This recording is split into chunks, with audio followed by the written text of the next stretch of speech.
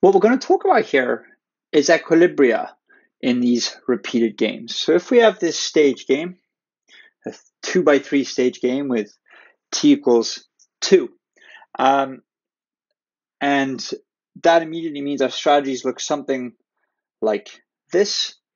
And so if we were to write down the equivalent normal form game to this repeated game, and we can do that using the things we talked about on extensive form games, because repeated form game is a compact way of writing down a particular extensive form game, we would get this ginormous set of matrices, and with a huge number of rows and a huge number of columns, where the number of rows would correspond to the number of ways we could write down something like this. Because these are strategies, so to write down the equivalent normal form game, we replace the action set for this new normal form game with the strategies of the original one. And so if we were to do that, we would see that we have 2 choices here, 2 choices here, 2 choices here, 2 there, 2 there, 2 there, 2 there, and there's 1, 2, 3, 4, 5, 6, 7 of these things. So we would have 2 to the power 7 rows there, and an equivalently large number of columns. There's 3 choices for all of these. And so this game gets huge, right? This game gets absolutely huge. And a Nash Equilibria for this huge game would be one where a particular pair of these rows and columns give us a value at which the players have no reason to deviate. In other words, changing just one of these little things doesn't increase the utility, okay? And that's important. We're not necessarily worried about how we would get there, how the players would play to get there. We're interested in if they were there for a given set of these utilities in these 2 ginormous matrices, would there be for that normal form game an equilibrium? And what's interesting is that for the particular game I've got on the screen at the moment and the 2 strategies I've written down, this is an equilibria, but this is an equilibria that might not immediately seem obvious, because you might think that in one of the repetitions, a player has an incentive to move. But what's interesting is because they're playing twice, what we start to encode in these ideas of repeated games is a notion of reputation. So players do things for the other player in that first game. They don't do it consciously. It is just kind of mathematical rationality of altruism, which is where game theory gets super interesting.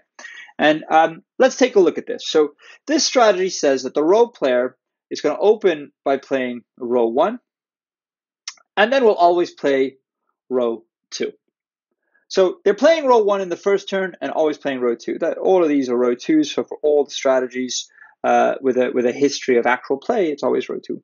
Now that's interesting, despite the fact that row 1 in all scenarios gives a lower score than row 2. So immediately, the row player is doing something in that first play that might seem irrational because they're getting less utility in that first play. Now let's see what the column player is doing. The column player is opening with C2, so it's opening with this one, and is then playing C3 in that second stage, or C1. And note that C1 or C3 for the column player don't make a difference to the column player, right? They're going to get 1 nonetheless.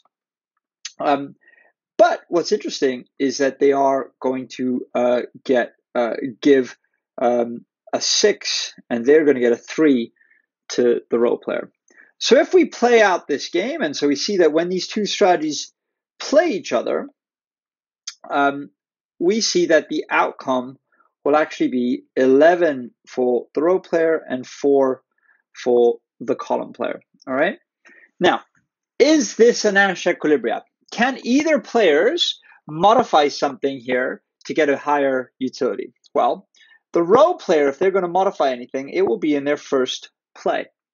Okay, and in their first play, they will go from R1 to R2. And that means they'll immediately pick up 1 because they're playing against C2, so they gain 1. So their utility would go up by 1 if they were to modify R1 to be R2.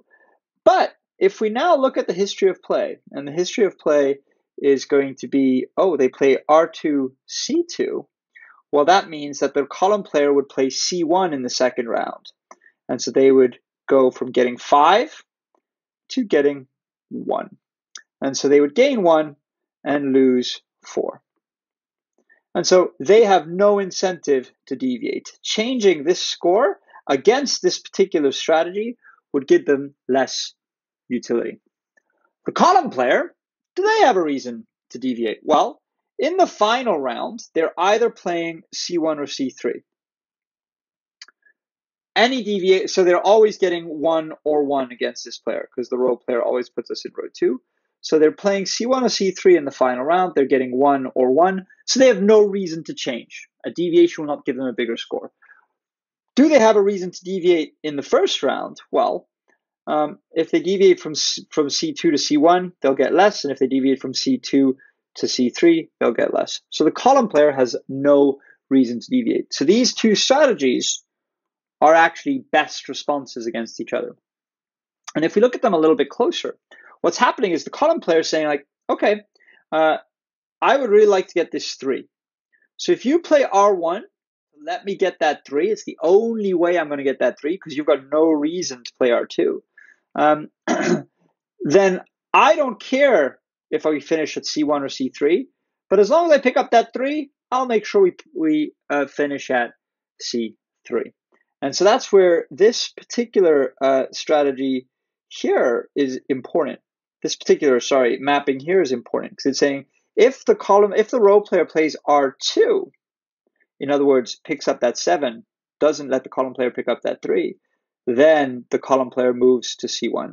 And this particular value of the column player's strategy is what ensures we have an equilibria, as well as this one, which ensures that the row player is playing R1.